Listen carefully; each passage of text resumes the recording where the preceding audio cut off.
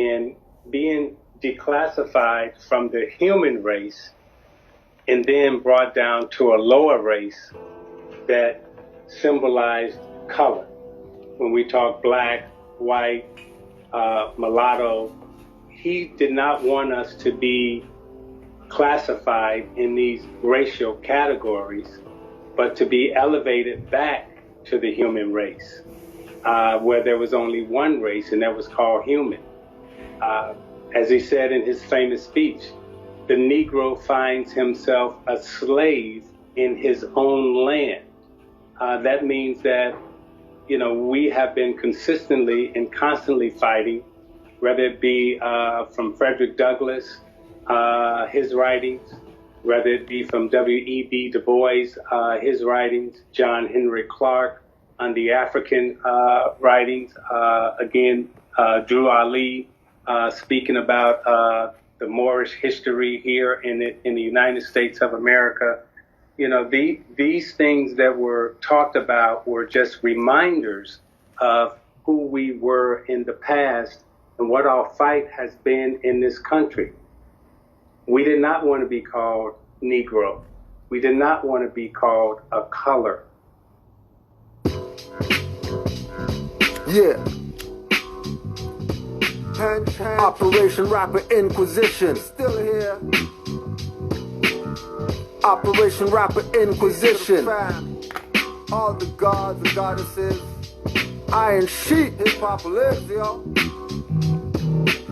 The deaf won't hear and the blind won't see the hidden message in the words of Drew Ali. Inept, indirectly, Boo Ali, one of the names of the prophets internationally. Drew said Moors proclaiming nationality, cause you're not Ethiopian or NBC.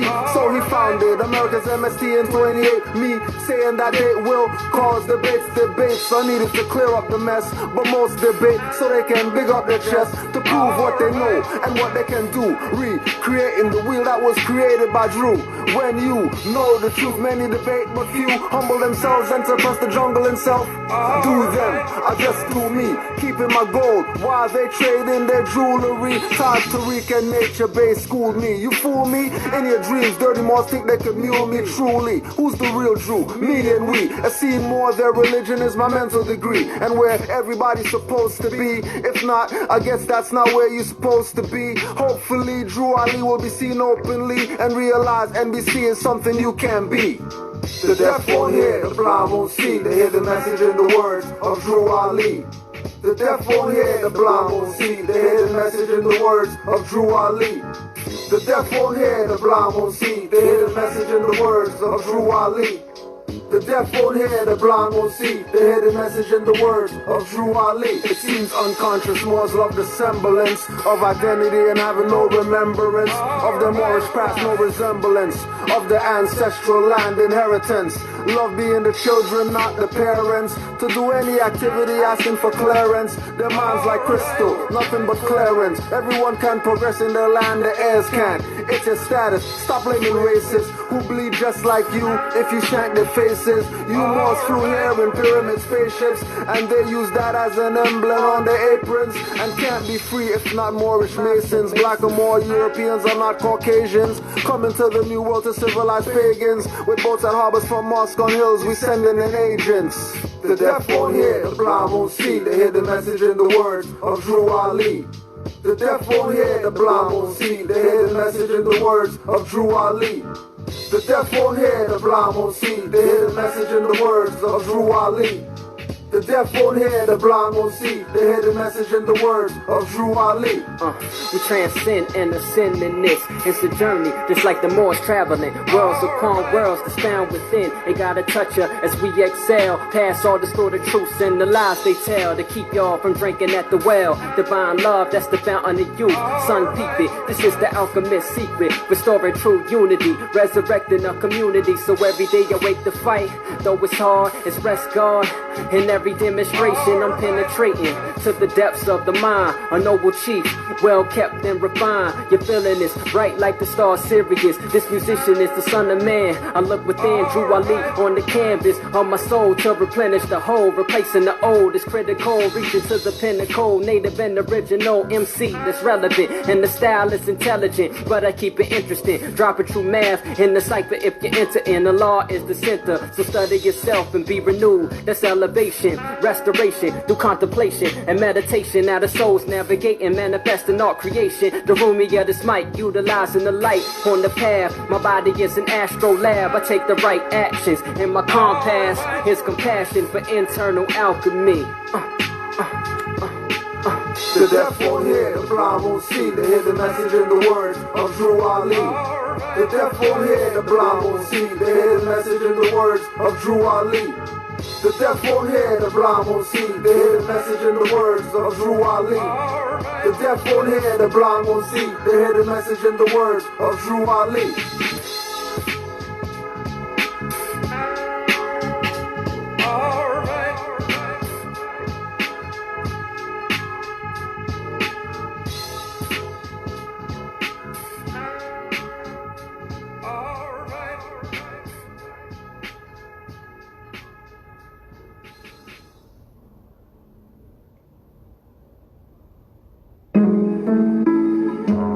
I know what Dirty Moors, yeah.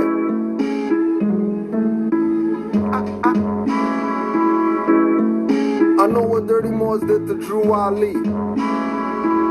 I'm saying, I know what Dirty Moors did. I know what Dirty Moors did. I'm going at dirty rappers, lynching Dirty Moors too. Hiding literature that Drew wrote to warn you. They claim to make you Muslim and make you sovereign. With paperwork and filings, with fiat they robbing. They don't care about his words, throw it out like garbage. Or throw it at you when you're active, not passive. When they want to talk about like off a trampoline mattress, treat them like a vamp or a teen actress. Get stabbed with the brand like a mean savage. This Inquisition divine, all others average. Millennium Renaissance, zeros in our classes. Fed up with the czar control and fascists. Ask if they heard about Moors, they say no. But Masons, they obviously know. Down to handshakes and rituals with skull and bones. They even know about owls burning Bohemian Grove. I know what Dirty Moors did to Drew Ali. I know what Dirty Moors did. I know what Dirty Moors did. I know what Dirty Moors did to Drew Ali.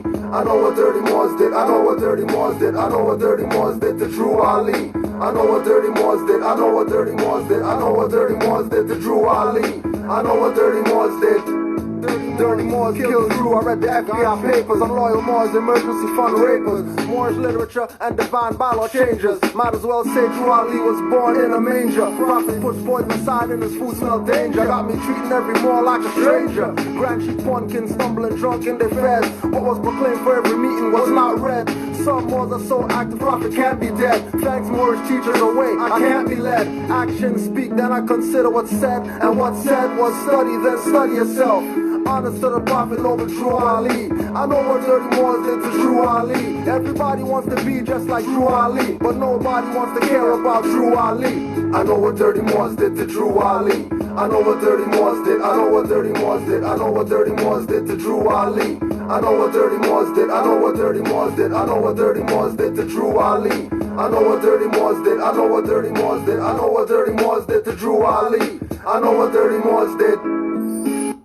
Tell everyone about Drew Ali. Tell everyone about Drew Ali. Tell everyone about Drew Ali. Tell everyone about Drew Ali. Tell everyone about Drew Ali. Tell everyone about Drew Ali. Tell everyone about Drew Ali. Tell everyone. Let the world know Drew Ali came. Brought a flag, religion, and free national name. Brought an ID card, don't flash at the hybrid. Learn about the righteous and when we were the pirates. Ancestral creed, clandestine heed. Warnings of the prophet, they can't intercede. Canaanite, Hittite, Amorite brethren needing new homes to Atlantis direction. North, South, and Central, flag continental. Founder and uniting of the Moorish holy temple of science. Nationality is alliance, always in defiance of their wardship compliance. Active, not passive, estate is massive. Use the compass, draw circles around your passions. Carpenter's tool in the mind workshop. Corsica bandana, covered eyes in bird box. Return to ancestors' mind, descendants of ancients. Forget the mundane, knowledge attainments. Guided by the principles, our own laws and customs. If they teach but don't bring up Drew Ali, don't trust them. Tell everyone about Drew Ali. Tell everyone about Drew Ali. Tell everyone about Drew Ali. Tell everyone about Drew Ali. Tell everyone about Drew Ali. Tell everyone about Drew Ali. Tell everyone about Drew Ali. Tell everyone. Tell everyone about Drew Ali. Tell everyone about Drew Ali. Tell everyone about Drew Ali. Tell everyone about Drew Ali. Tell everyone about Drew Ali. Tell everyone about Drew Ali. Tell everyone about Drew Ali. Tell everyone. I told a Filipino woman about Drew Ali. We got more into the pedigree. She said she more. I said that meant more to me. Couldn't have this conversation a few years back when I was a few years black. 2,000 years I cried in tears, but I'm back. Still here, thought manifested from a higher tier. I appear, spirit and flesh with divine warnings. Choose life or death. I heard my mother utter to the negro, black or color, African American, and that's another. Moors be yourself, no other. Tell everyone about Drew Ali. Tell everyone about Drew Ali. Tell everyone about Drew Ali. Tell everyone about Drew Ali. Tell everyone about Drew Ali. Tell everyone about Drew Ali. Tell everyone about Drew Ali. Tell everyone. Let the world know Drew Ali came. Brought a flag, religion, and free national name. Brought an ID card, don't flash at the hybrid. Learn about the righteous and when we were the pirates. Ancestral creed, clandestine heed. Warnings of the prophet, they can't intercede. Canaanite, Hittite, Amorite brethren needing new homes to Atlantis direction. North, South, and Central, flag continental. Founder and uniting of the more holy temple of science. Nationality is alliance, always in defiance of their wardship compliance. Active, not passive, estate is massive. Use the compass, draw circles around your passions. Carpenter's tool in the man workshop. Corsica bandana, covered eyes in bird box. Return to ancestors' mind, descendants of ancients. Forget the mundane, knowledge attainments. Guided by the principles, our own laws and customs. If they teach but don't bring up Drew Ali, don't trust them. Tell everyone about Drew Ali. Tell everyone about Drew Ali. Tell everyone about Drew Ali. Tell everyone about Drew Ali. Tell everyone about Drew Ali. Tell everyone about Drew Ali. Tell everyone about Drew Ali. Tell everyone. Tell everyone about Drew Ali. Tell everyone about Drew Ali. Tell everyone about Drew Ali. Tell everyone about Drew Ali. Tell everyone about Drew Ali. Tell everyone about Drew Ali. Tell everyone about Drew Ali. Tell everyone. I told a Filipino woman about Drew Ali. We got more into the pedigree. She said she more. I said that meant more to me. Couldn't have this conversation a few years back when I was a few years black. 2,000 years I cried in tears, but I'm back. Still here, thought manifested from a higher tier. I appear, spirit and flesh with divine warnings. Choose life or death. I heard my mother utter to the negro, black or color, African American, and that's another. Moors be yourself, no other. You're the last puzzle in place, now move others. Hatred, slander, lewdness, murders. The pleasure of the lower, rich in promise, so you can prevent effects from causes. Sow a seed planters, sow a seed growers. Deep in the soil, with love, truth, peace, freedom and justice. Born on a Friday, I put that on Venus. Creative faith, Allah, use a genius. You sent your last prophet to uplift me, so I gotta tell everybody. Tell everyone about Drew Ali, tell everyone about Drew Ali, tell everyone about Drew Ali, tell everyone about Drew Ali, tell everyone about Drew Ali, tell everyone about Drew Ali, tell everyone about Drew Ali, tell everyone. Tell everyone about Drew Ali, tell everyone about Drew Ali, tell everyone about Drew Ali, tell everyone about Drew Ali, tell everyone about Drew Ali, tell everyone about Drew Ali, tell everyone about Drew Ali, tell everyone.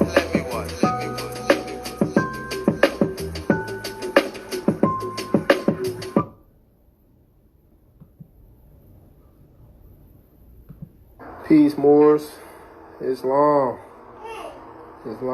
Peace to all the Moors. Everybody, peace.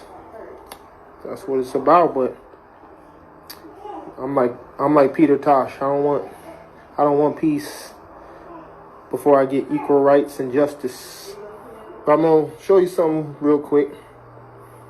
The word Negro, for y'all who still want to be Negroes.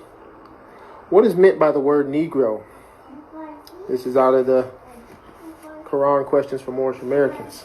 Show you something cool. What is meant by the word Negro? Negro, a name given to a river in West Africa by the Moors because it contains black water. Where's the prophet getting this? For one of the literal senses of the word Negro. Negro. Now remember, West Africa is America, right? Negro. River in North Brazil, flowing southeast into the Amazon. So if you are a so-called Negro, this is what the prophet was talking about. Now what did he say? Negro, a name given to a river in West Africa. America is West Africa. They telling you North Brazil. Where is North Brazil? In America. Alright. Something slight, real light, man. Y'all share that out. Just because you know, so you can see the prophet wasn't playing with it. Peace, peace, peace, Musa. I'm already done, bro. I just put a quick little video up here, but go back and watch it, y'all. I just was breaking down the word Negro and what the prophet was talking about. Because it's funny things you can find in these dictionaries. What a Negro means. A river in North Brazil. All right. Peace and love to all the Moors worldwide. High honors, Prophet Noble Ali. Islam. Islam. Everybody's on it. Canada, we just opened 2 offices in Canada. We have office in Montego Bay, we have office in Constant Spring Road. We're having a new office over Portmore. Yes, son. So they can contact any one of the office to get their name kept on Maroon ID. No matter where you are in the world, you are a Maroon, you're a sovereign, you're a native of the land. And you also have the Canadian Indians, them too. They're also a part of us. And you have the Moorish society, they're also a part of us. So this is nothing new. Marcus Garvey was the first one, and Noble Juali, who came and tell the people that we're all Maroon. Then they imprisoned Noble Juali because they didn't want it to get out. Then they killed Marcus Garvey. You understand? And then when Malcolm X went into Mecca and come back with it, they killed Malcolm X 3 days after he told them that he was God said. Now the part that they're gonna leave out is that before they got rid of Marcus Garvey, he got met by Noble Drew Ali. And it was a great meeting, according to the postcard. And the other part that they're not going to talk about, that when Malcolm X came back from Hajj and he started talking crazy with the beard and all that stuff, talking about human rights and all that stuff, he corrected his name from Malcolm X to El Hajj Malik El Shabazz. And everybody knows El is Moorish. Everybody knows that. Everybody knows that. El, they definitely know that that's Moorish. But they're not going to go there. They're not going to go there. They're not going to go to the Moorish part. Right?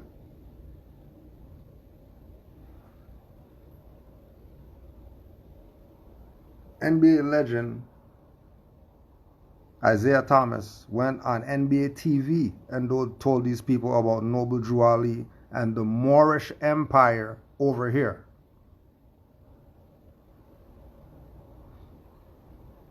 You talk about Maroon Empire. How come? Why? How come you just say Maroon Empire? How come you didn't say the sachem of some Indian tribe on NBA TV?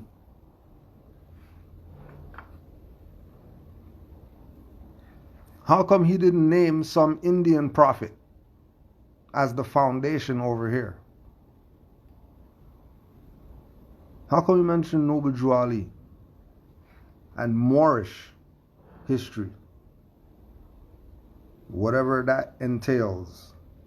And that's a rabbit hole, ant hole, whatever you want to call it. Anything saying they're going underground, whatever they make underground, that's how deep this stuff is when we talk about Noble Drew Ali. So we give honors to the Maroons for not dissing him, for at least saying his name. But don't play around. He didn't say that we're Maroons. He said we're Moors. And it's not about Maroon IDs and all that stuff unless you're selling packages. Because everybody knows that maroon is the color of the fez. Everybody knows maroon's not a people. Everybody knows maroon is burgundy. Stop the BS. Everybody's playing colorable.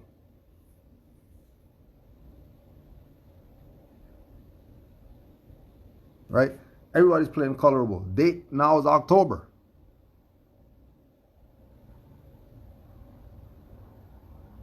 So for all the people, whatever, all the people who are talking crazy, just to let you know, color of law continues, and October 7th, the next date, or 9th or something, whatever October it is, right? And if you're counting, you would realize that you're almost at 120 days, which is what the sentence was, because of they're violent, so we're going to hold them for 120. And I just know that's just everybody is playing colored right now.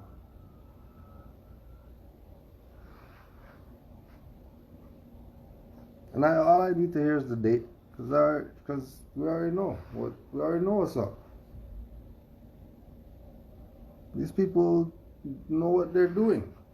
It's how strong are you willing to stand on your amor? That's what it comes down to.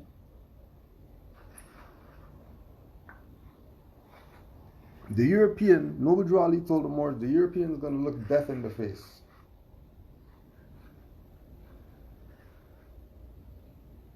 Death on the European's face is you on your last leg still saying that you're a Moor. You on whatever they throw at you, regardless of what, you're a Moor. You're Aboriginal, indigenous to this land, and you have certain rights that cannot be infringed on, regardless of what they do, whether they infringe them or not, because this is divine. It has nothing to do with what you're standing for and rights and all that. It has to do with where's your spirit at. It has nothing to do with what happened on the physical. It has to do with what's going on within. Where are you at within? Are you a Moor within and without, or are you just a without Moor? You just an external Moor?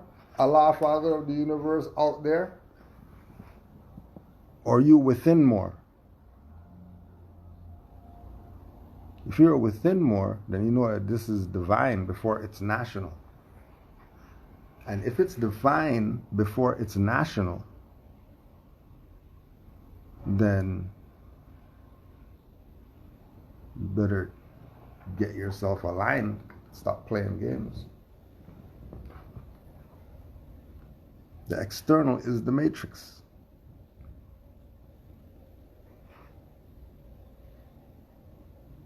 The external is the matrix. You watching this thing on your phone, that's the matrix. We just have the right message, so matrix can't affect this unless they shut the stuff down.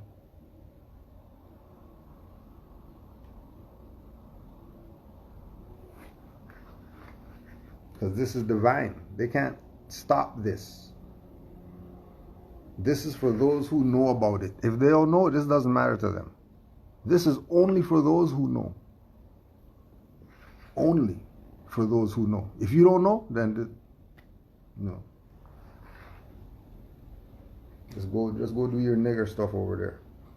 Don't worry about what Moors are doing. Don't bring up Moors. You just go over there and do your nigger stuff. Those who know that there was a man by the name of Noble Drew Ali that brought a message that was to save not just his people, but the world. And you got his stuff and you read it and you said, the hell is this? How come nobody told me about this? How come nobody mentioned Noble Drew Ali to me ever?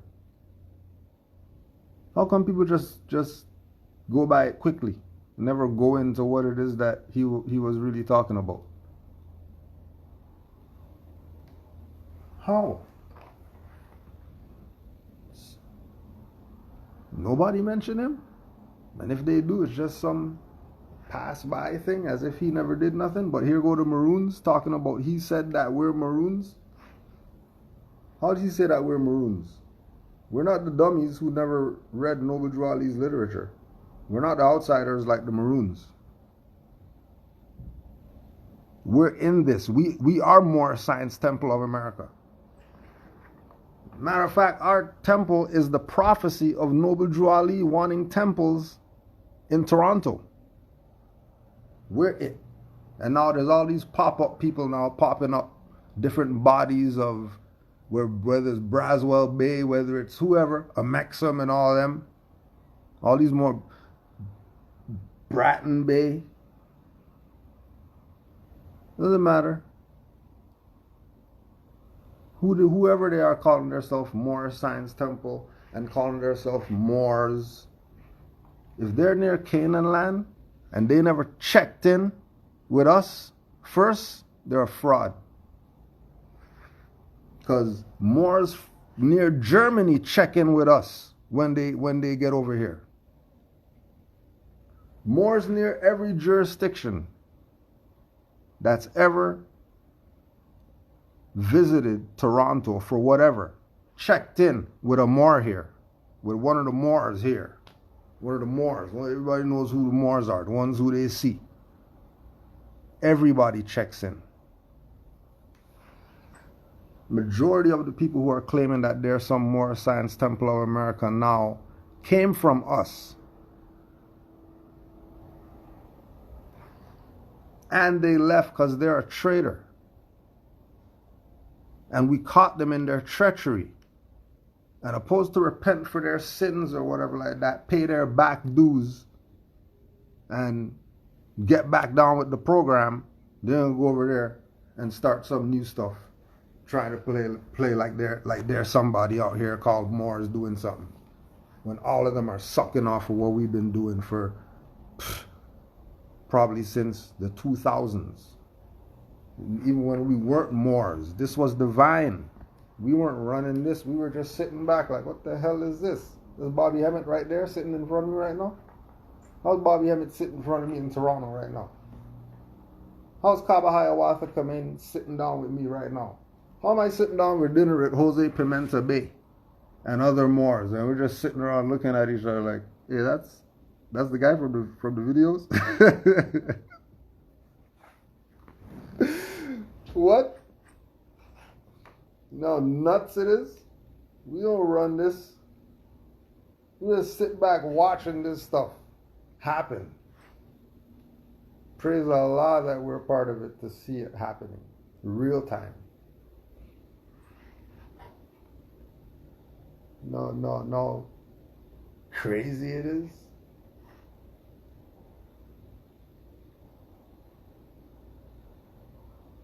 The amount of individuals, right, that we put people onto for info, for whatever.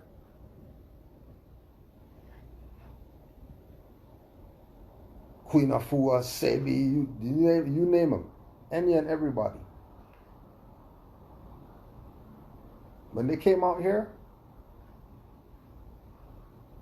yeah, we were the background people at some of those lectures.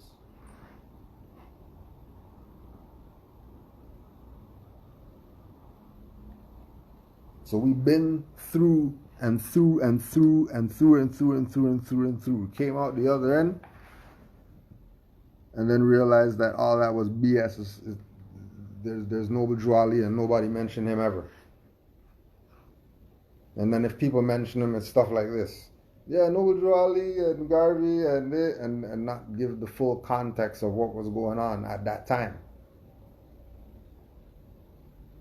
That is real, what was going on at that time when it comes to Moors. 1920s, Harlem, Chicago, even going central and south.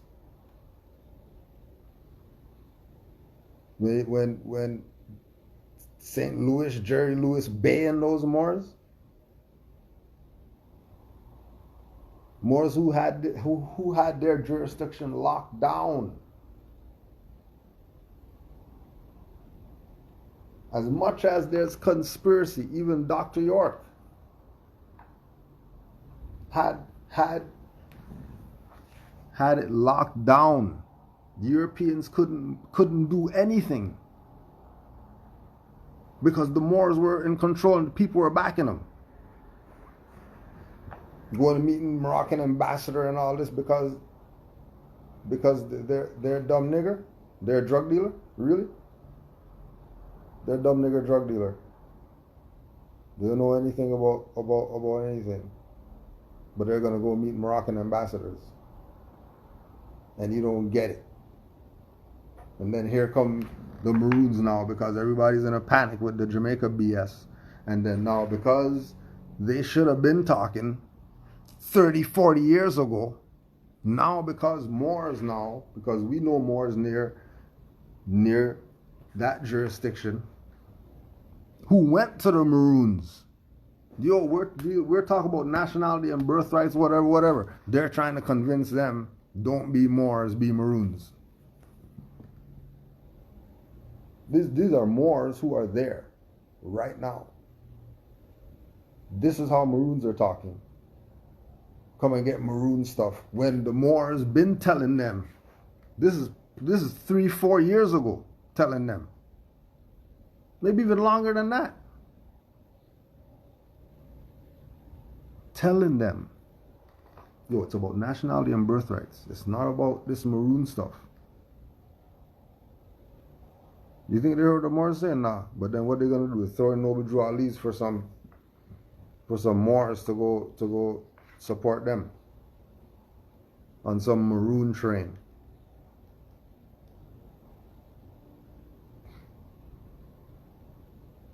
And this is not about color. This is about nationality. And Drew Ali's the only one that told you what your nationality was. Tell me who else told you what your nationality was. Everybody told you you're fiction. Everybody told you you're African. Told you you're West African, East African, Central African, South African. They didn't tell you a name of somewhere. What the hell is South African? What's that? What's East African? What's that? What is that? That's a fiction. That's not real. It's not real. It's a fiction. Everybody got played. And Drew Ali brought it back in 1920s. Forget all the colored stuff. You're not Negro. That's a river in West Africa.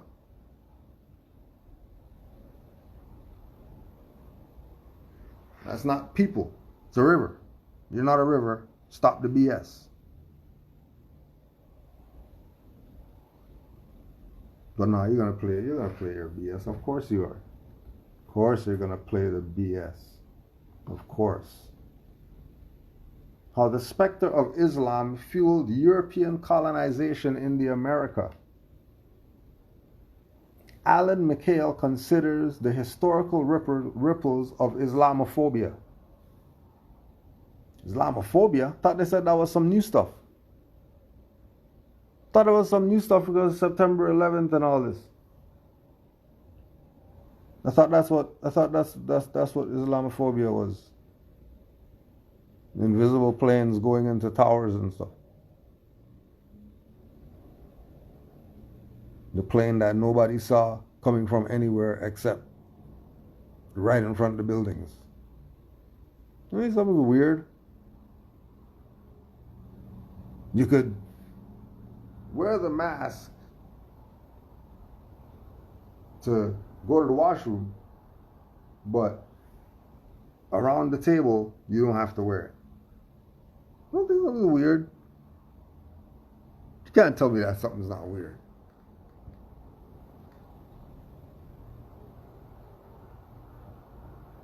Not weird. Stay by yourself, nobody around. You got a mask on.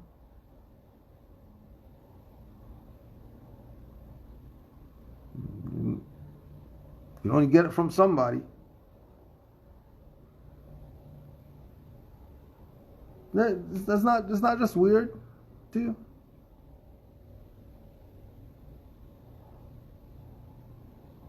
It's weird that certain people fund certain people and then go to war with certain people and then they pretend like they're enemies or whatever, and then they use them to take over things, and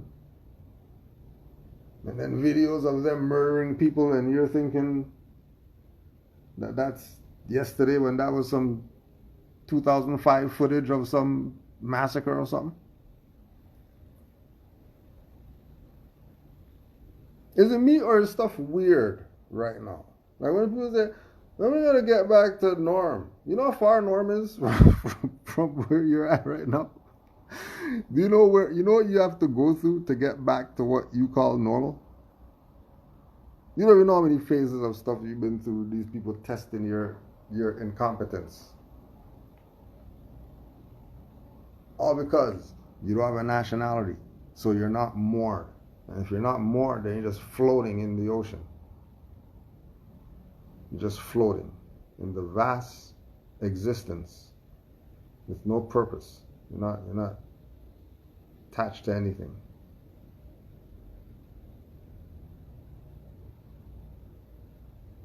Remember, it's almost September. And then the planes came out of nowhere. Isn't that weird? Planes just came out of nowhere. How come no one talks about where those planes are coming from? Where are the planes coming from?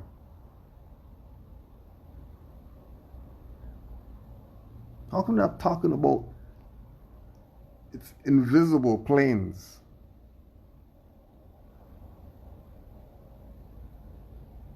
They told you a invisible plane hit the tower. Twice. 2 invisible planes. Isn't that weird? Buildings demolished and they're finding passports? Isn't that weird? Come on. You're in a mask by yourself in your car. Come on. Something weird.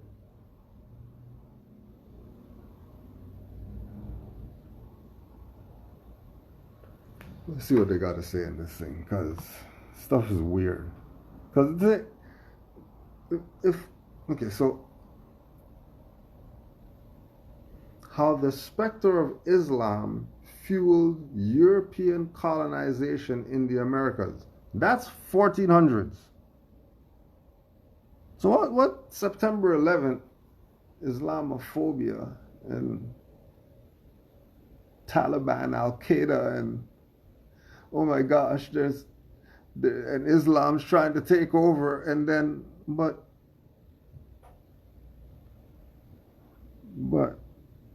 this is 1400? No, that's second. What's this thing in the 1400s, this Islam thing? Because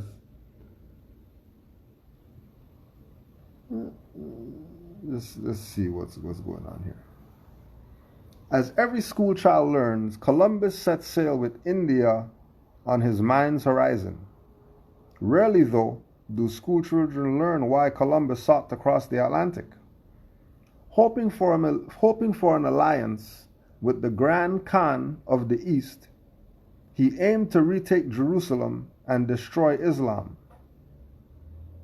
More prosaically, his voyages promised an end run around the trade monopolies of the Ottomans and the Mamluks. And when Columbus arrived in the Americas, fresh from the battle which marked Spain's final defeat of Muslim Kingdom of Granada, he saw, or more accurately imagined, Muslims everywhere. Spanish conquistadors would claim to see mosques in Mexico, American Indians wearing Moorish clothing and performing Moorish dances, Turks invading New Spain from the Pacific, and West African slaves attempting to convert America's indigenous people to Islam, filtering their experiences in Americas through the lens of their wars with Muslims. Europeans in the New World engaged in a new version of the very old Crusades, a new kind of Catholic jihad.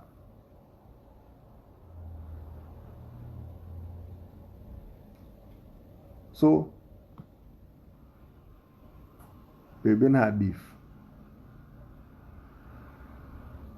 But what we want to really get to, what we want to really get to is tying in Noble Drew Ali to this madness. This madness.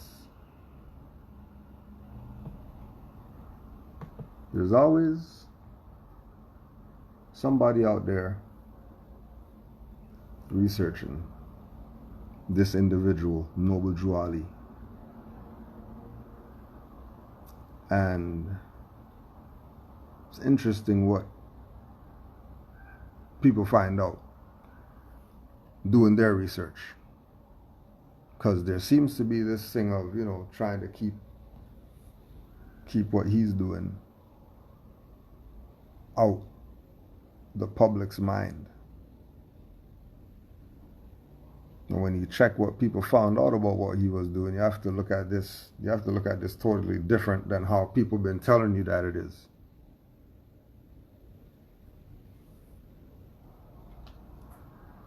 So this is from Respectability and Representation. The Moorish Science Temple, Morocco, and Black Public Culture in 1920 Chicago. Johns Hopkins University Press.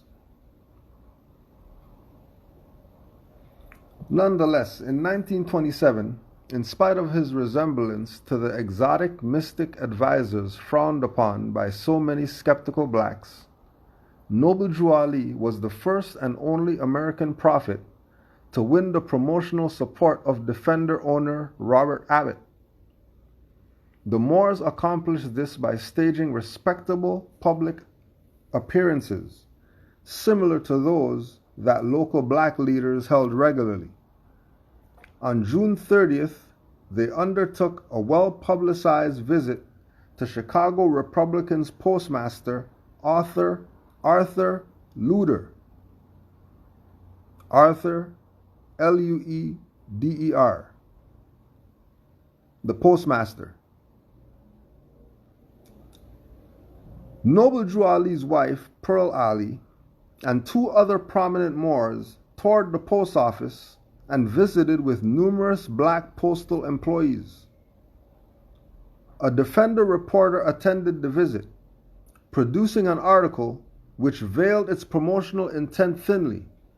A few short sentences detailed the actual event, while several glowing paragraphs described the Moorish Science Temple, its businesses, and philosophies. President Ali teaches fundamental principles which are desired for civilization, such as obedience to law, respect and loyalty to government, tolerance and unity, the reporter wrote. No mention was made of Ali's prophethood, but instead, the article proudly speculated that Moorish Science Temple will possibly be the only non-white organization in the United States fostering the Muslim religion. Here, the Moorish Science Temple appeared as a well-meaning fraternal-style missionary organization. In light of their earlier problems with police and the potentially questionable nature of the Moorish drama, this representation of the Moors was a truly striking about-face. A large accompanying photo of the Prophet in a fraternal-style robes and fez, labeled simply Drew Ali, only reinforced the respectability of this presentation.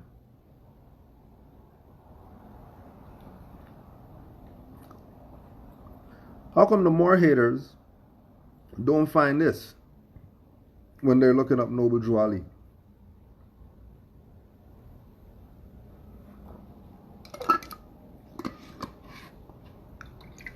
How come the Moorish sellouts who don't like to bring him up, and if they do bring him up, they bring him up and put him in some low vibratory place? How is it that they never found all this out? Readers familiar with the Moors may have been doubtful about the legitimacy of their visit to the postmaster, but many will still have understood this event as an open attempt to spark interest in the Moorish Science Temple and to demonstrate influence within local interracial political networks.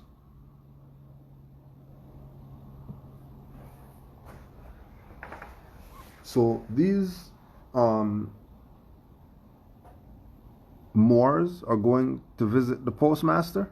Why are they going there in the 1920s? That's when you do your research on the postmaster. And you find out how powerful the position of controlling the mail is.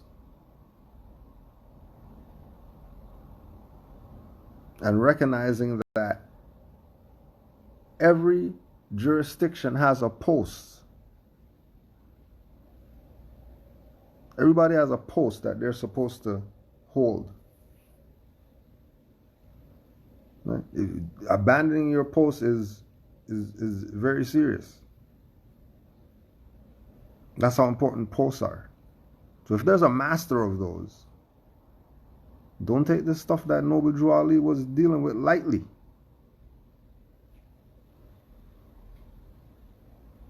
Why are the Moors visiting the postmaster? And why isn't anybody telling you about this? But they want to tell you about they were doing some circus. And not even giving you the breakdown of what circus is.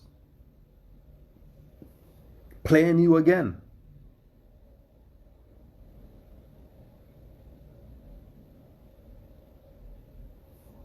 You know what the Chicago Defender newspaper was in the 1920s? You better go research the Chicago Defender newspaper.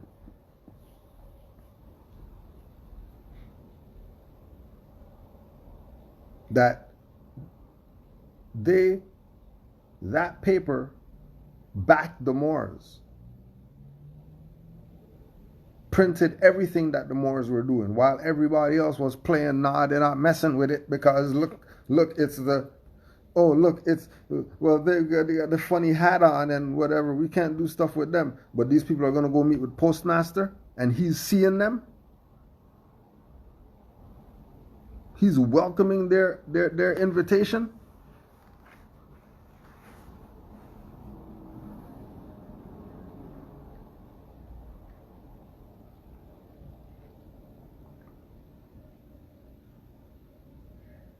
Let's go again.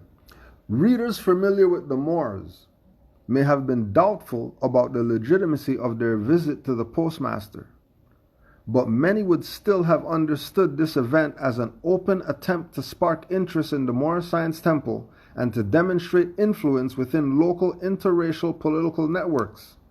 In 1928, 1/4 of the city's postal employees were black.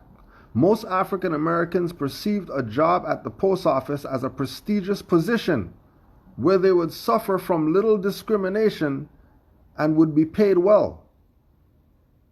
Political leaders had come to expect that blacks would continue to hold a large portion of post office jobs and that such positions would be handed out in return for black votes.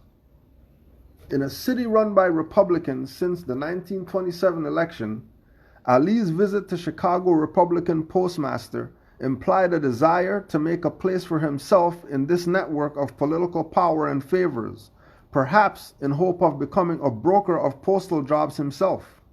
Furthermore, if potential low-brow events like the Moorish drama would not be promoted by the Defender except as a paid advertisement, something the Moors could hardly afford when they were still renting their temple space at the Unity Hall in Chicago, this type of respectable display of publicity was a cost-effective alternative. As the visit to the postmaster demonstrated, there were ways for Moors to promote their exotic identities and world political connections through familiar public demonstrations of respectability and influence. Thus, their followed 18 months of public appearances, charity events, and meetings with politicians by Moors in exotic dress. For example, the October 1928 Moorish conclave in Chicago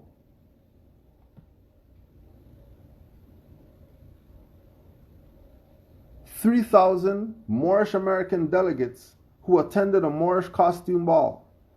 Various state representatives and a judge were also in attendance among all the sheiks and Moroccan-style princesses at Unity Hall that night. Figure 6, January 1929, Chicago Defender article boosting Noble Drew Ali's political activities.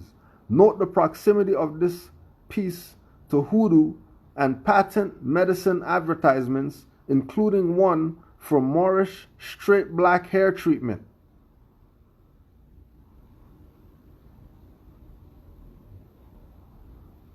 Why are you talking about Moorish straight black hair?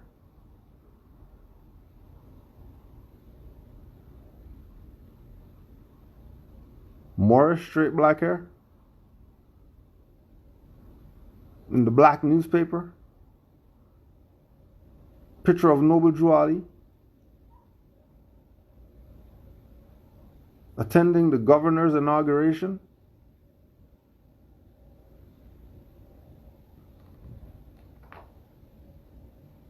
And you think that they told you the real about what Drew Ali was doing and what was going on? They didn't tell you the half. African-American alderman Louis B. Anderson, then campaigning to serve his 7th consecutive term in Chicago's primarily black Second Ward, gave the opening address. Oscar DePriest, a longtime participant in city politics and a then congressional candidate, delivered the closing address the same evening. Of course, Noble Drew Ali also invited gambling king Daniel Jackson to the Moorish conclave. However, Jackson did not attend, claiming he had become too busy since Governor Len Small had appointed him to the Illinois Commerce Commission 2 weeks earlier. Those politicians that did attend did not do so out of charity. However, for the Moors had shrewdly guaranteed their presence by staging their affair during campaign season, when black leaders would gladly speak to any large crowd of African American voters. Ali's later trip to Springfield to attend the inauguration of the new governor, Louis B. Anderson, further publicized the Moors' access to local politicians. Although the Defender did not cover the inauguration, it did cover Noble Drew Ali's trip to attend the event. The paper reported to readers, "The Prophet expressed himself as being highly pleased with the trip and the many courtesies extended him by the military and state officials." Readers may have wondered how the men Ali met in Springfield regarded his turbaned prophet and his fez-wearing companions. Indeed, in a decade of intense nativism, the Moors' work to create a black American ethnicity was ambitious, and consequently, in all likelihood, these whites did not accept the Moors' formulation of black identity, but simply tolerated it out of self-interest. This was possible since the Moorish Americans resembled respectably exotic Eastern visitors, while simultaneously being just homegrown enough that in this patriotic context of the gubernatorial inauguration, they would not have been threatened to whites in the same way as an organization of immigrant workers or voters linked to some other parts of the world. As Robert Lee has astutely explained, Americans might be happy to welcome foreign visitors as honored guests in the United States, no matter how strange they might seem. But immigrants from the same places were another story, often inviting intense hostility. However, unlike the Philippines, Cuba, or China, the Muslim world, including Morocco, was a relatively safe cultural realm for Moorish American self-definition because there was no noticeable Moroccan immigration to the United States, no plans to incorporate any part of the Muslim world into American imperial dominions, and thus none of the usually resulting concerns over foreign elements in the labor pool or body politic. The Monroe Doctrine and the monopolies of the European interests in most of the Muslim world precluded these internationalist moves even if large numbers of Americans had been interested. Were the Moors able to convince members of Illinois Republican Party of Noble Drew Ali's influence with voters, and that the Moorish Science Temple did not pose a threat to white power, they might have cleared the way for Ali or other Moors to gain political appointments themselves. If the Moors had been able to convince rank-and-file black voters in Illinois and elsewhere of Ali's authenticity as a spiritual leader, they might have gained a sufficient number of believers to back up their claims to represent a sizable number of black voters.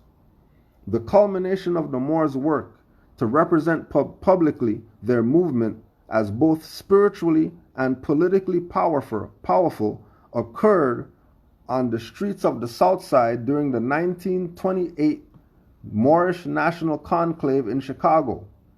At 2 o'clock on a Wednesday afternoon in October, local shopkeepers and passerbys must have been intrigued to find several thousand men, women, and children arriving at 37th and State Streets carrying a Moroccan flag in one hand and an American flag in the other. Dressed in a collection of turbans, fezzes, and Arab and King Tut-style headdresses, the men wore baggy pants made of brightly colored striped fabric with loud jackets and filigreed sashes. The women dressed in similar style gowns and headgear. The Defender's serious but enthusiastic report stated, Sister Pearl Ali, the distinguished wife of the Prophet, wore the costume of a native Moroccan princess. Noble Drew Ali wore a native Moroccan prince's costume. Some of the groups posed before a Chicago Defender staff photographer. The resulting photograph appeared in the Defender and on the front page of the subsequent edition of the Moorish Guide. In the center sat Noble Drew Ali in his favored pose. Right hand rested against his chest. To his right and left, there were some Moorish Science Temple's most prominent members from across the country. For the curious who had stopped to watch the Moors, the scene then grew more stunning, perhaps even ominous, as a group of Chicago Police Department officers materialized nearby. Locals may therefore have believed the Moors were dangerous in some way, not only due to some believers' earlier problems with the police, but also because of association with another public demonstration by blacks dressed in exotic garb. In 1920, the city had been the site of a flag-burning demonstration by members of a group known as the Abyssinia Movement. Dressed in clothes of a supposed African prince and riding a white horse, the Abyssinians' leader, Grover Redding, shot a police officer who attempted to stop the event. 2 more whites were killed in the melee that followed. Many Chicagoans cheered the Abyssinians on from the sidewalk or sympathized privately. Nonetheless, Redding's apparent rejection of his American citizenship was too overt and aggressive for most, since it attracted negative white attention to the community, echoing the Chicago Defender's regular warnings, "Don't use liberty as a license to do as you please." The Moors now apparently agreed that American patriotism was a sentiment that African Americans had to demonstrate actively by respecting white law and order.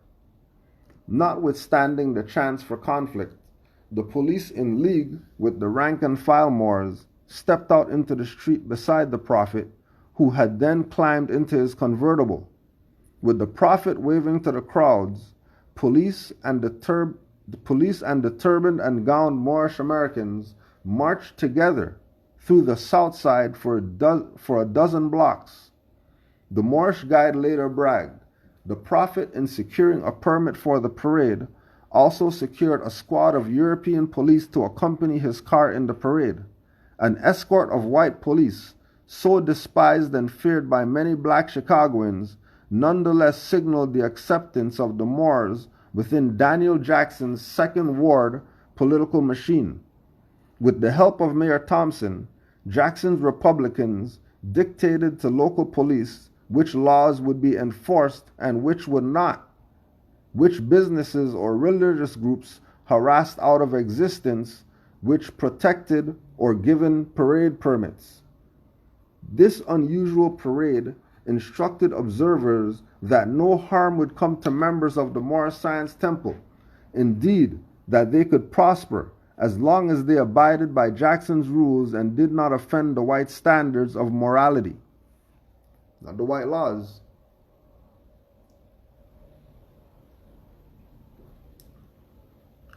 The white standards of morality, not the white laws.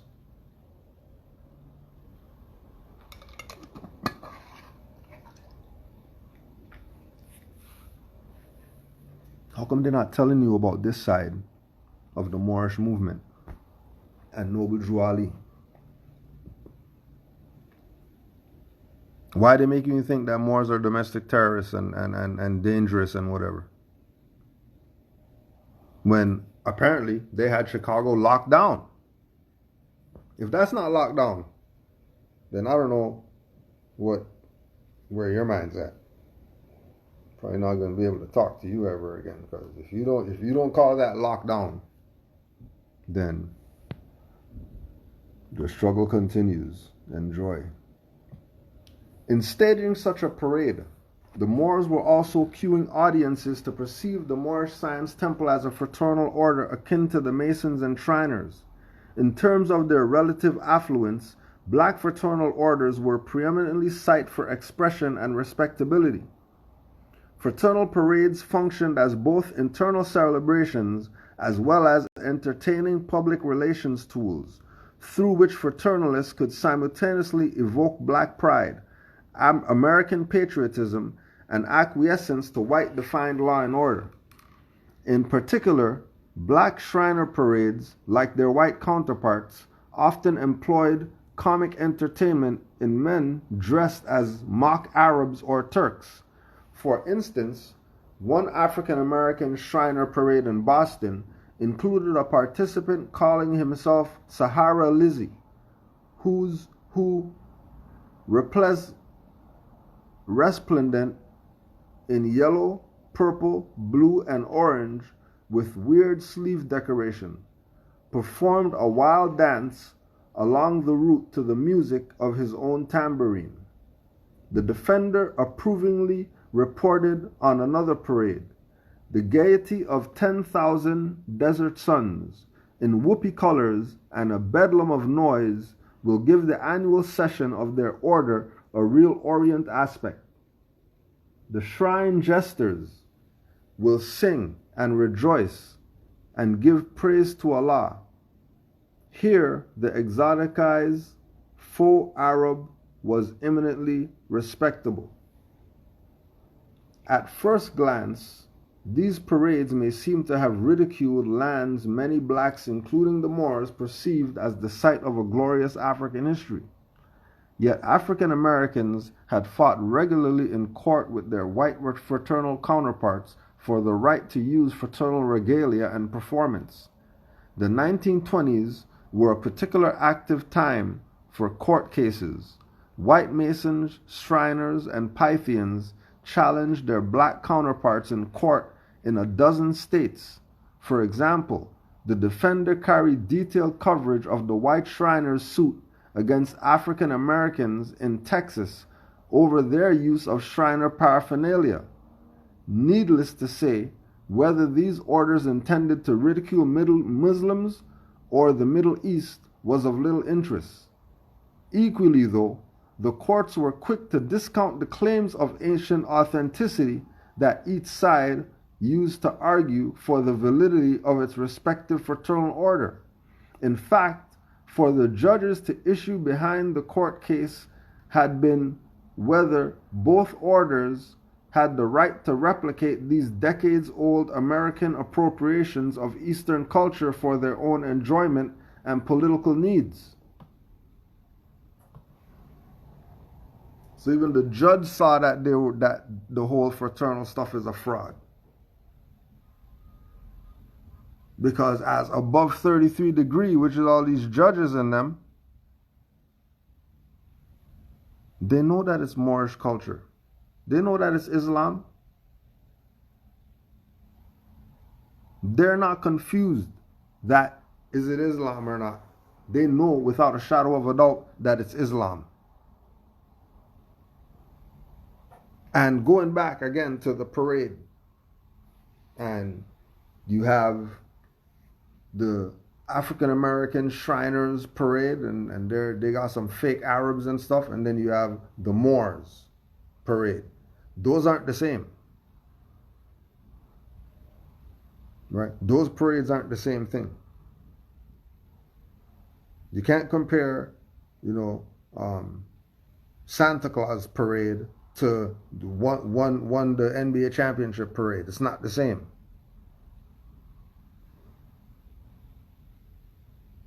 It's absolutely not the same, even though it's a parade.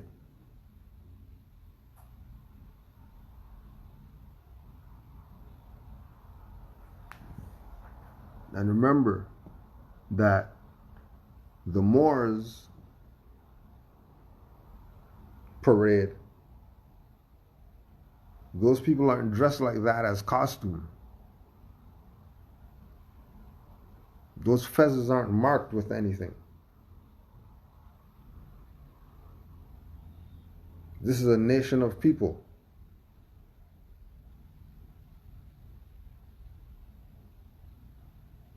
The other side with dressing up like Arabs and then after the parade they take off that stuff and then they go about the business.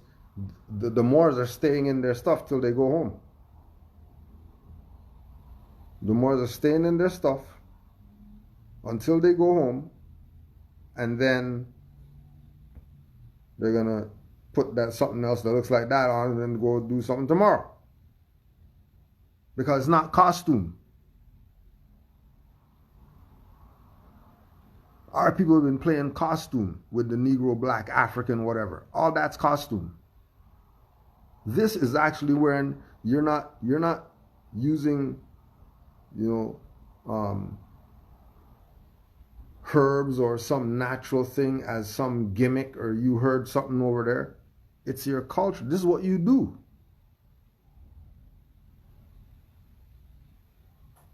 This is what you do to Yoni steam. This is what you do. It's not some fad you just started doing that today or whatever. It's natural to you. It's not some foreign thing. Now watch these Moors again. Watch these Moors again.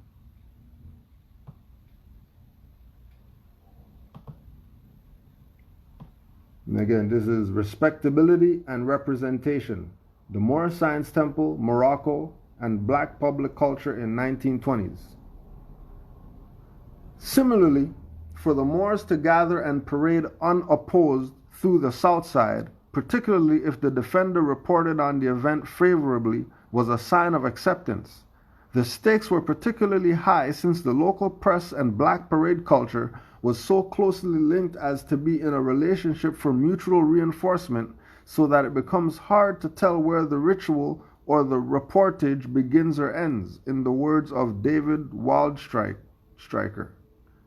The defender preceded only respectable celebrations with mobilizing information, namely a boostering news item which described the proposed parade, its route, and time so locals could plan to attend, with only a small report on the event's completion the day after. A few weeks before the Moor Science Temple parade, the defender had given such mobilizing information, instructing readers that the event would be familiar use of exotica. The paper had optimistically predicted that the Moorish Americans' public demonstration will be one of the most interesting ever held in the city. There will be an interesting parade in which men and women members will wear regalia similar to that worn in the eastern countries. A camel will be used, and many observers of the parade did in fact understand the Moors as a fraternal order, as demonstrated by the fact that E. Franklin Frazier, in his 1932 book, The Negro Family in Chicago, discussed the Moors alongside the Elks, Oddfellows, and Masons in a section on social and civic organizations. Similarly, the Defender put Moorish stories in the general news pages, not the where to worship section of the paper. Oh, okay. So, the Negro Family in Chicago, Franklin Frazier, E. Franklin Frazier.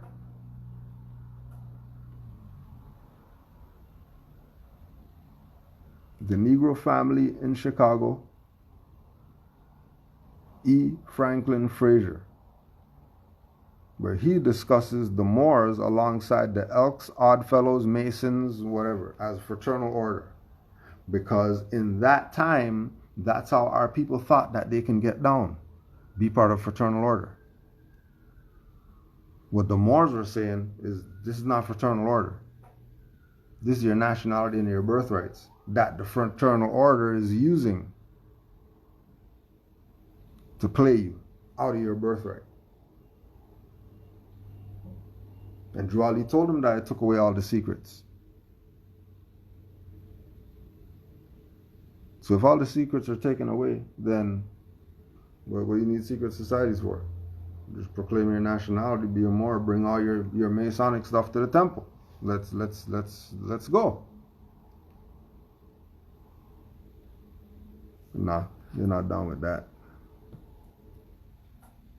Oh, we got to read this part again, though. Similarly, the Defender puts Moorish stories in the general news pages, not the where to worship section of the newspaper. How about that for all the people who say Moors are religious and... I'm Christian, baby.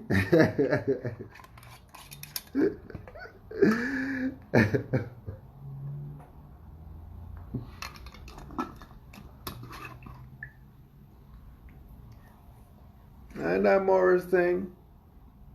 All right. Do your thing, Mom. It's all good. Here's your Quran for all those who love Jesus.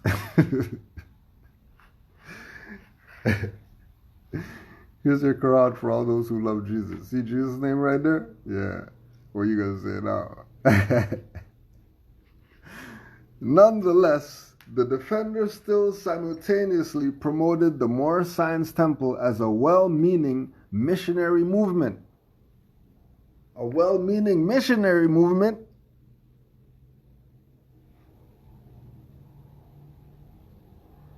A well-meaning missionary movement? How come they didn't call it sovereign citizen or whatever?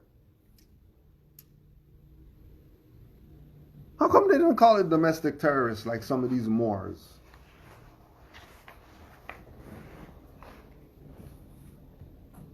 How come they didn't call it paper terrorists? Why didn't they call it a well-meaning missionary movement? We're still confused about what the Moorish movement's about? All right, let's get some more. Since you're still playing like you don't get it. We're only 23 of 37 pages, so it's okay. Let's see. So let's see if we could convince you a little bit more that this is where it's at for our people.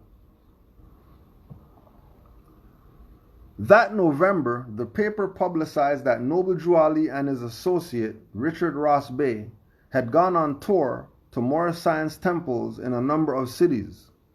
The photo of Ali, previously captioned Drew Ali in the Postmaster Visit Report, reappeared with this article labeled Prophet Ali, making Ali's religious claims obvious. Upon his return, the Defender approvingly reported, "The message of the Prophet has created a very favorable comment. Two prominent visitors from an eastern country called at the Prophet's private study, 3140 Indiana Avenue, to personally compliment him. The story did not identify these eastern visitors, so it is impossible to verify who they were. and why they approved of the Moors' activities. Yet, we must take seriously the possibility that foreign-born Muslims encountering the Moorish Science Temple and did endorse it. Such an endorsement would expose the fact that the Moors' activities, though by today's standards seemingly romantically apologetic or naively Orientalist, were not necessarily perceived as such by some Americans and foreign-born Muslims in the 1920s. It is also possible that this endorsement came from two of the pseudo-Swamis or Muslim advisors from whom Ali had been laboring so hard to distinguish himself. Their personally convincing enough to persuade the Defender reporter for their authenticity. This respectable endorsement in the pages of the Defender may have legitimized the Moors and their Eastern visitors in the minds of some suspicious readers. Yet intriguingly, a Defender editor, perhaps intentionally, placed this piece to the right of a large article entitled Gold Bricks. This story, like many of the Defender printed regularly, warned readers against confidence men who offered secret wisdom and transforming riches, but who actually served to cheat the foolish of their savings.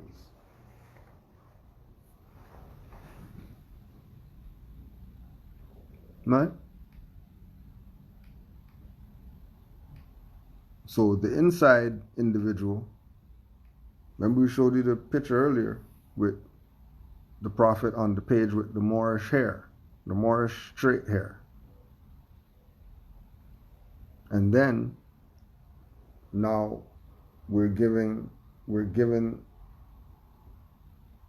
the inside look at how they had somebody setting up the articles. In the mind of the reader, they're going to think he's a fraud because it's on the same page with the gold bricks, fraud stuff. When this is talking about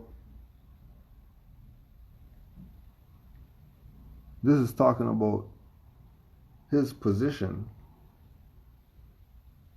actually being legit.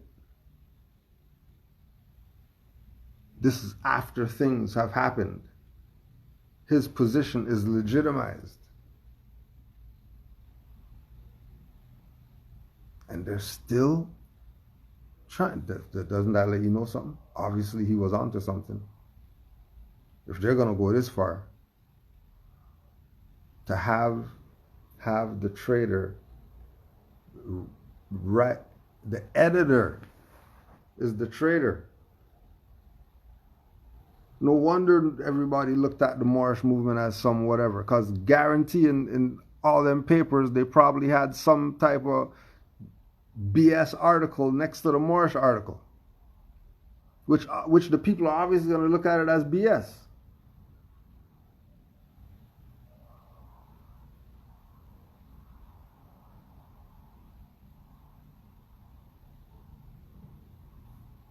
It's heavy. It's really heavy. When you look at it in the right context, you realize what this individual did for you and what he made you a beneficiary of. You can stop playing games with it and be a beneficiary.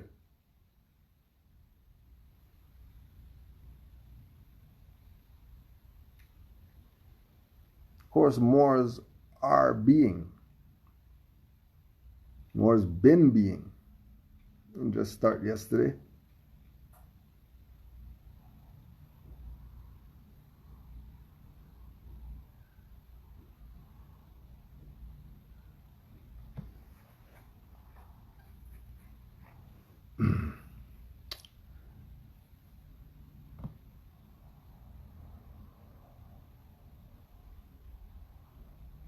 Four months later, A crew of gun and knife-wielding men burst into the Southside offices of Sheikh Claude Green, shooting and stabbing him fatally. Green, a well-liked black civic leader, was also the former business manager of the Moorish Science Temple of America.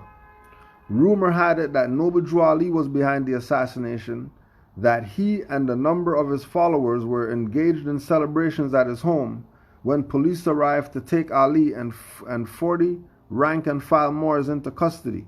One Moor, Small Bay, told police a split had occurred among the believers. He explained that the governors and sheikhs of some of the large temples had sided with Green, who had ordered Ali and his supporters out of their Unity Hall offices 4 days before the murder. Later stories floated around the South Side accusing Green and some of Ali's associates of using the prestige of Ali's prophethood to market charms and nostrums to believers. Noble Drew Ali was said to have found this unbearable, allegedly calling the governor of Pittsburgh Temple, Crumbie Bay, to come to Chicago and organize having Claude bumped off. Indeed, Ali's charisma and meaning of Moorish American symbols and objects were valuable commodities for the communicating locally relevant messages, whether used in a patriotic parade or by temple governors and making some money on the side. The Moors' success in staging self-exoticized display of publicity only amplified the value of their representations of Morocco for those who apparently were fighting for control of the Moorish Science Temple and its reputation. Meanwhile, the most prominent black newspaper in the country was scrambling to cover up its earlier warm relationship with the Moors in a Defender editorial entitled Murder for Profit. One of Abbott's editors charged, "We are getting more like white folks every day. We need no Al Capone. We can get along well without hired murder gangs and even those powers behind the throne to pay the bills." Abbott, and presumably some of his readers, was concerned not only about Green's death but also that Ali appeared to be on the verge of escaping conviction for the crime. 3 weeks after the murder, a judge in the state prosecutor's office set the prophet free on a $10,000 bond against the objections of the coroner's office. Defender alleged the Moors had paid the judge off and arranged for a member of the Moorish Science Temple, Aaron Payne, also a city prosecutor, to represent Ali at his bail hearing. In reports seething with a sense of betrayal, the paper now branded the Moorish Science Temple a religious cult, rejecting their earlier characterization of the exotically dressed prophet as President Ali, then referring to him as Timothy Drew, who styles himself Prophet Noble Drew Ali, a common southern migrant and a fraud. A week later, the Defender again shamed the Moors nationally with a front page story headlined "Cult Leader Luring Girls to His Harem," in a tone mimicking other pieces exposing supposedly corrupt or immoral Muslim advisors or yogis. The paper claimed investigators were about to charge Ali with statutory rape and contravention of the Mann Act after a 14-year-old girl revealed she was carrying the prophet's child. Defender reports further accused a number of Moorish American mothers of having given young daughters to Ali after he had instructed them that it was holy to have their daughters receive the affections of Muhammad's representative here on earth. Predictably, the paper asserted that the alleged prophet had collected $35,000 during 1928 by duping his followers with religious hokum, since the ignorance of the crowd following him is appalling. Although proof of these claims was never made public, the harem scandal and the Arabian Nights stereotypes employed therein marked the end of the Defender's relatively respectful portrayal of the Moorish Science Temple as an exotic fraternal-style missionary movement, perhaps revealing what some readers had suspected about the Moors all along. Indeed, Ali and his followers had for 4 months been walking a fine line between respectable self-exoticization as missionaries and fraternalists and conflation with the more risk tropes of the streetwise shame chic. The Claude Green murder had pushed them over the edge. That September, Another violent confrontation between Moors spurred the defender to juxtapose photographs of various Moorish Americans with an image of a Moroccan man labeled a real Moorish chieftain. The caption exclaimed, "There is quite a difference between him and the so-called members of the Moorish Science Temple, of whom came up recently from the Southland." Is it possible Robert Abbott and his editors were concerned that the Moors might tarnish the reputation of African Muslims? Just this juxtaposition might have inadvertently blustered the image of the actual Moroccans and Muslims by declaring the Moorish Science Temple to be a con game and thus disassociating the Moors' alleged illegal activities from others who call themselves Muslims. Still, it was not the quality of the Moors' representation of Moroccans that offended Abbott and other Chicagoans. Rather, the issue in the debate staged by the defender over the Moors' post-murder identity was that these representations had been used to cloak fakery, fraud, and immorality. As Jouali appeared to be losing control of his religious movement, he also lost control of the Moors' power to present themselves as respectable representations of Morocco. Instead, using every racy cliché of amusement park or sideshow Arabiana on the hand, the defender, and presumably many readers, recast Ali as the lusty, swindling, and violent sheik, his group a collection of credulous disciples and harem inmates.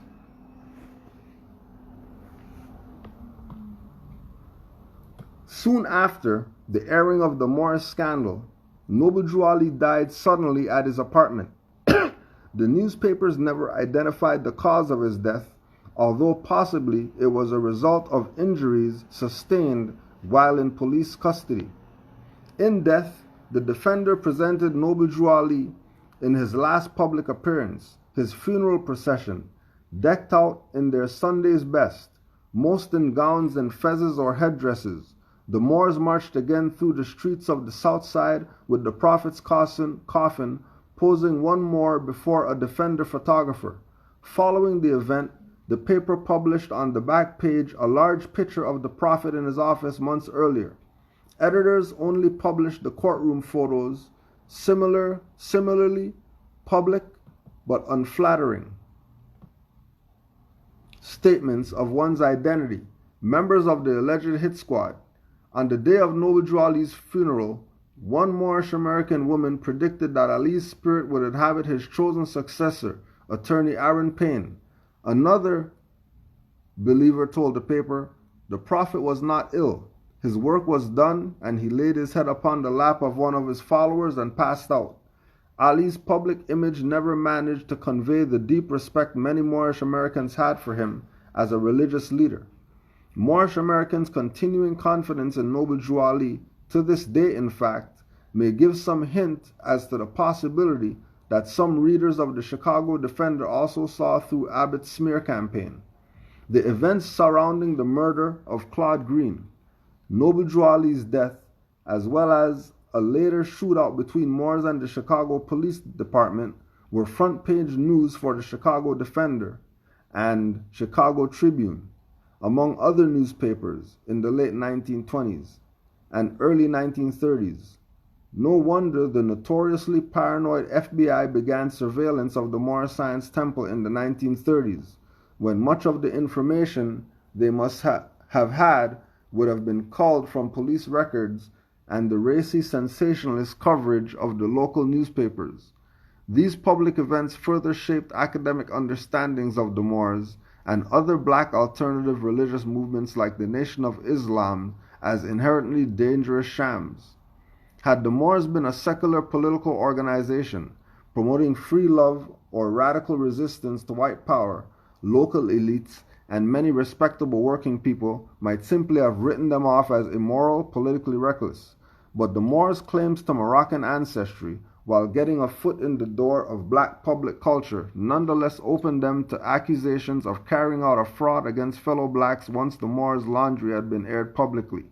In spite of the fact that many observers of the Moors must have been critical of them, only when Alim seemed implicated in the murder of Claude Green did Robert Abbott speak out against him as fake Muslim and self-styled prophet.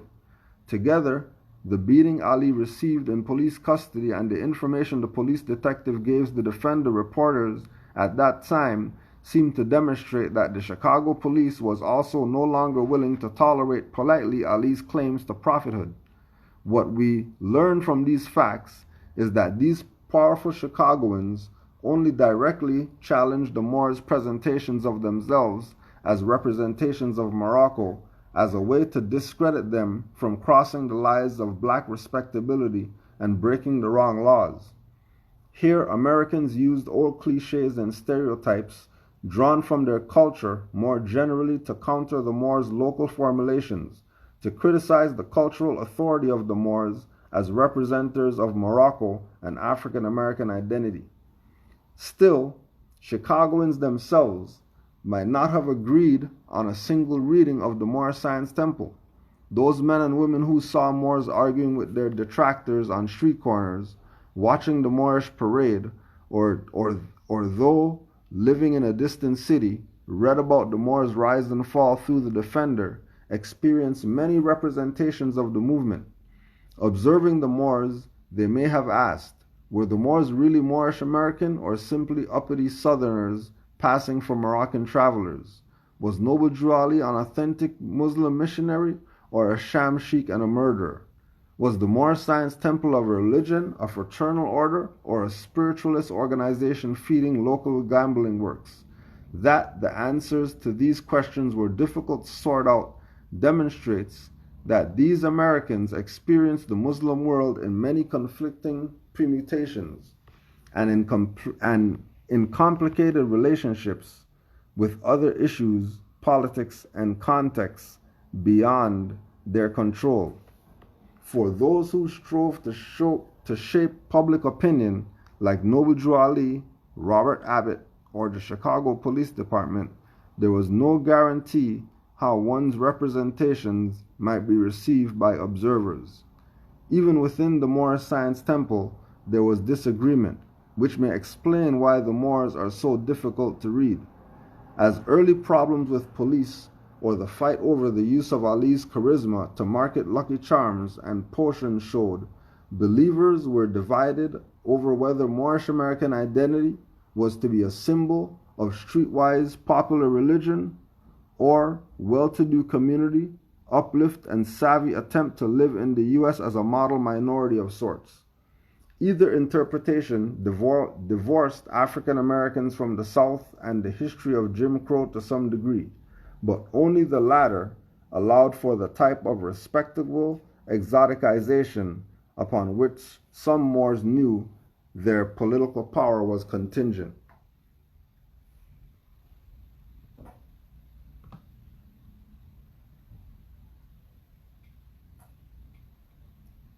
And then the notes, and it's 10 pages of notes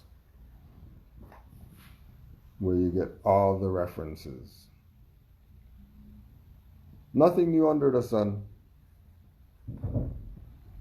They can't hide it. The fact remains. Why? Because it's still here. Still honors to the Prophet. Still supreme honors to Noble Drew Ali for laying it down the way he laid it down. And honors to all the Moors who picked up the mantle to carry on, to carry this on, to carry this on.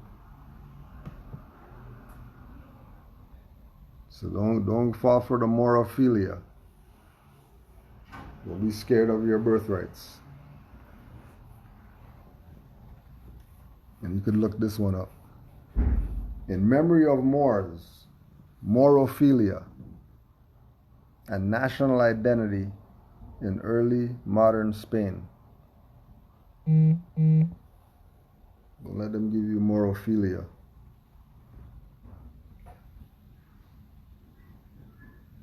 So they're going to talk crazy about Moors, have you think, what the hell? I'm going to be a Moor. I'm not going to be what my mom made me.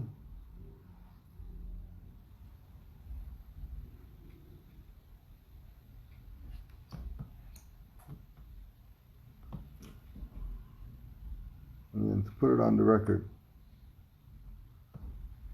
Like we told all you goofballs, if you want Canaanland Moors channel,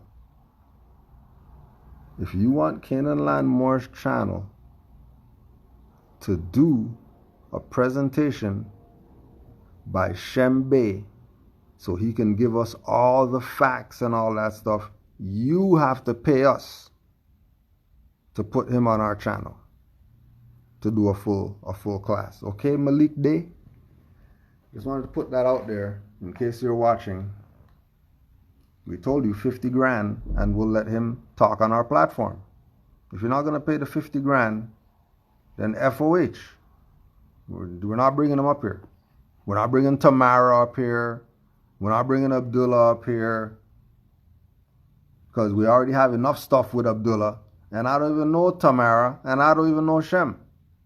So they're not coming on the platform for nothing. Okay, what they got to say?